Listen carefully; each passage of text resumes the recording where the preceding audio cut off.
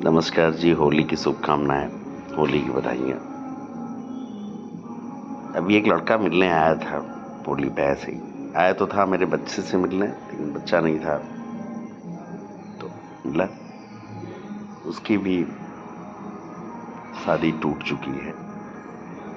सवाल ये आजकल इतनी शादियां टूट क्यों नहीं है?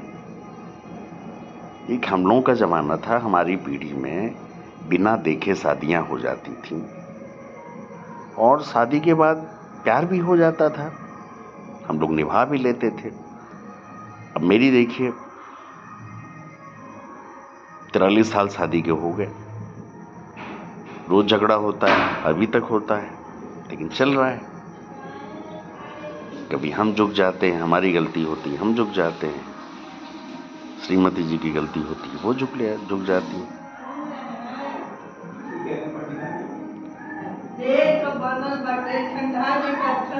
तो चलता है, ऐसे ही चलता रहता है। और समय बीतता जा रहा है। आजकल सबसे बड़ी दिक्कत है, एक तो शादियां बहुत देर से हो रही हैं और 30-35 साल अकेले रहते लड़ते, दूर घर से दूर रहते रहते लड़के लड़कियां इतना संघर्ष कर ले रहे हैं, इतनी परेशानियों से गुजरते हैं, इतने लोगों से मदद लेते हैं, इतने लोगों का उन्हें सहयोग लेना पड़ता है कि कहीं न कहीं आपस में ट्यूनिंग बन जाती है और वो ट्यूनिंग दूसरे रिश्तों में बदल जाती है। लामोहल्ला जिंदगी रफ्ता रफ्ता आगे बढ़ती रहती है और जब अचानक उन्हें शादी करनी पड़ती है तो उनके सामने सबसे बड़ी दिक्कत ये होती है कि इतने अनुभवों से गुजरने के बाद वो किसी एक को बर्दाश्त कैसे करें। क्योंकि अब तक की जिंदगी में उनके साथ जो लोग आए कुछ दिन ठहरे फिर चले गए। अब जिंदगी भर का सवाल है। तो शादी के दूसरे तीसरे दिन से ही इनमें खटपट शुरू हो जाती है और साल बीतते बीतते फिर अलगौचा हो जाता है। कहीं कहीं माँ बाप का भी दखल होता है, चाहे लड़की साइड से दखल हो चाहे लड़के पक्ष से दखल हो।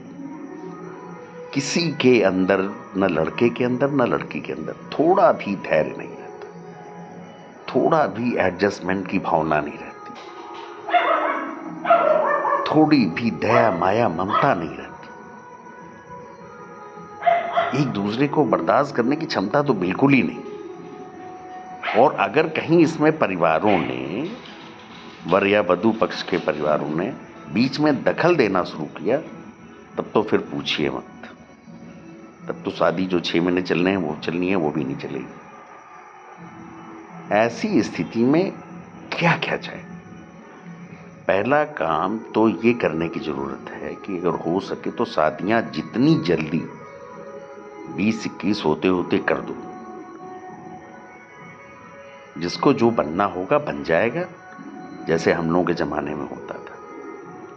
सबसे अच्छा विकल्प तो यही है।